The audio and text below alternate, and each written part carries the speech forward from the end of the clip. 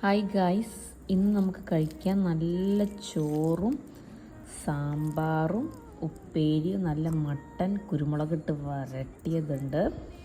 കുറച്ച് ചോറും ഇങ്ങനെ മിക്സ് ചെയ്യുക, കുറച്ച് ചെറുപയറുപ്പേരി എടുത്ത് വെക്കുക, ഒരു കഷ്ണം പപ്പടം,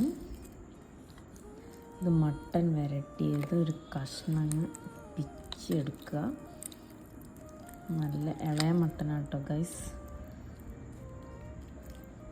പിന്നെ കുറച്ച് നല്ല തൈരും നല്ല മിക്സ് ചെയ്ത്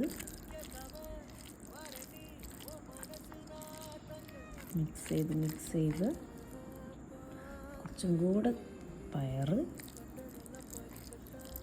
എന്നിട്ട്